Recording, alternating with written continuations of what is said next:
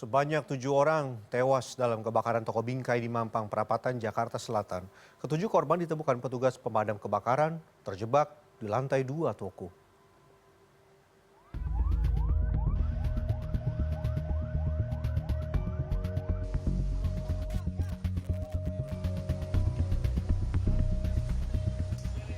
Korban tewas akibat kebakaran toko bingkai di Jalan Mampang Perapatan, Jakarta Selatan berjumlah 7 orang. Petugas damkar menemukan ketujuh jenazah di dalam satu ruangan saat melakukan pendinginan di lantai 2 bangunan toko tersebut. Seluruh korban kemudian dibawa ke Rumah Sakit Polri untuk proses identifikasi. Menurut Kepala Polsek Mampang Perapatan, Komisaris Polisi David Kanitero, sumber api dalam kebakaran di toko bingkai pada Kamis malam berasal dari ruangan basement. Kobaran api berhasil dipadamkan petugas damkar pada Jumat pukul 6 pagi. Selain 7 korban tewas, ada 5 orang lain yang mengalami luka bakar. Kelima korban luka yang merupakan karyawan toko bingkai telah dilarikan ke RSUD Mampang Perapatan. Yang mana karyawan ada memotong kayu untuk frame di situ.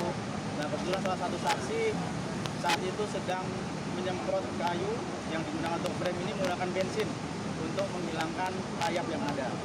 Nah, setelah itu ternyata ada percikan api yang menyebabkan kebakaran pada bangunan. Kebakaran menghanguskan toko bingkai di Jalan Mampang Perapatan Raya, Jakarta Selatan pada Kamis malam.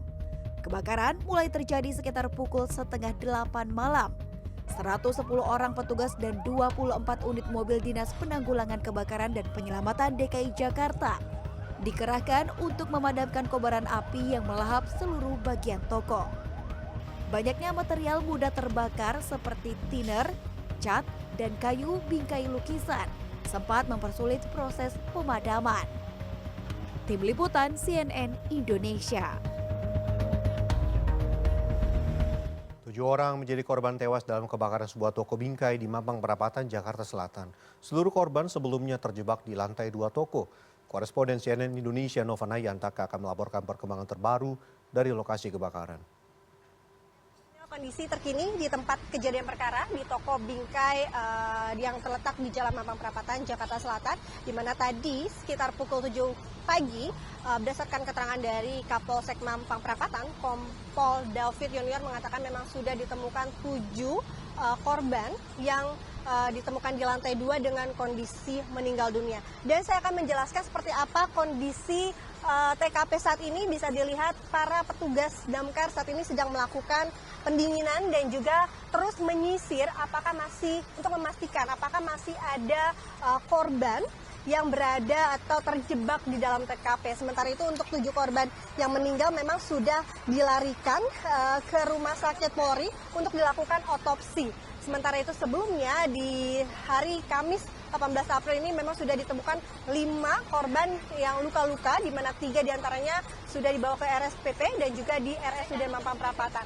Dan jika kita lihat memang kondisinya cukup hancur, di mana kita awak media juga hanya dibatasi untuk bisa melihat dari sini saja, mengingat kondisi di dalam yang sangat riskan untuk terjatuh reruntuhan akibat kebakaran, sehingga memang tadi dari petugas damkar mengatakan ada kesulitan untuk bisa mengevakuasi korban yang memang terjebak di dalam toko atau rumah toko bingkai ini. Karena jika dilihat ini memang ada 4 lantai, di mana tadi Kapolsek Mampang Perapatan, Kompol David menjelaskan bahwa sejumlah kendala, salah satunya adalah ditemukannya ruang basement yang diduga menjadi sumber api pertama, karena di dalam ruang basement yang berada di bawah ini merupakan tempat karyawan-karyawan ini untuk bekerja, yaitu membuat bingkai, sehingga ada sumber percikan yang berasal dari basement ini yang diduga menyebabkan kebakaran yang